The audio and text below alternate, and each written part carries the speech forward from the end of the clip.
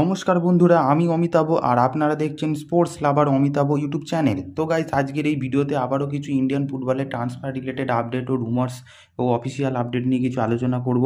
তো আজ থেকে অনেক রকমই অফিসিয়াল আপডেট পেলাম প্রতিটা দলের ফেসবুক পেজ থেকে, মানে যেগুলো দলগুলো আপডেট দিয়েছে সেই দলের ফেসবুক পেজ থেকে আস্তে আস্তে অফিসিয়াল আপডেট চলে আসছে এবার ট্রান্সফার নিয়ে, মানে কাকে কাকে নেওয়া হচ্ছে, কাকে ছেড়ে দেওয়া হচ্ছে সেগুলো নিয়ে। তো প্রথমে কেরালা ব্লাস্টার্সকে নিয়ে আলোচনা করব।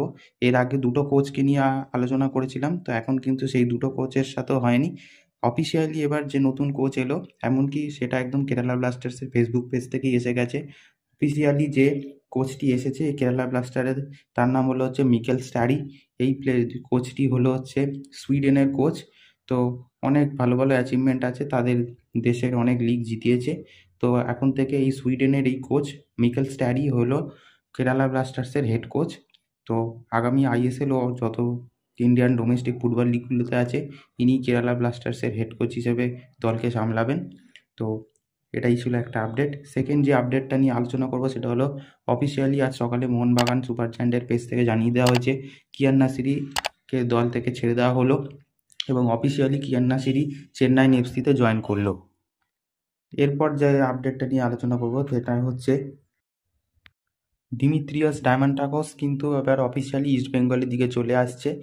সেদিন অবধি আমি বলছিলাম যে দিমিত্রিয়াস ডায়মান্টাকস কিন্তু ইস্টবেঙ্গলে আসতেও পারে, আসার চান্স কিন্তু আমি হাই প্রবাবিলিটি বলেছিলাম মুম্বাইয়ের থেকেও।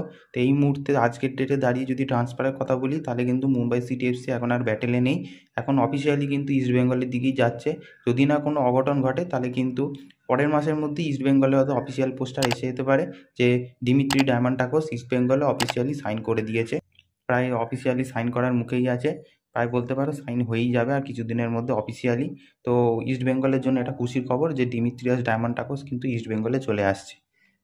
এরপর হুগো বুমোসকে নিয়ে আলোচনা করব। তো এখনও ট্রান্সফারের পসিবিলিটি অনুযায়ী কিন্তু হুগো বুমোস কিন্তু এখনও বেঙ্গালুরু এফসির দিকেই 50% যাওয়ার চান্স আছে। কিন্তু তারপরেও যে ওডিশা এফসিও কিন্তু ইন্টারেস্ট দেখিয়েছে, এমনকি অফারও করেছে হুগো বুমোসকে তাদের দলে আসবার জন্য। যদিও হুগো বুমোস কতটা ইন্টারেস্ট জানি না, বাট এই মুহূর্তে দাঁড়িয়ে ট্রান্সফারের দিক দিয়ে কিন্তু বেঙ্গালুরু এফসি এগিয়ে আছে। বাট ওডিশা এফসিও কিন্তু চাইলে কিন্তু হুগো বুমোসকে কিন্তু নিতেও পারে।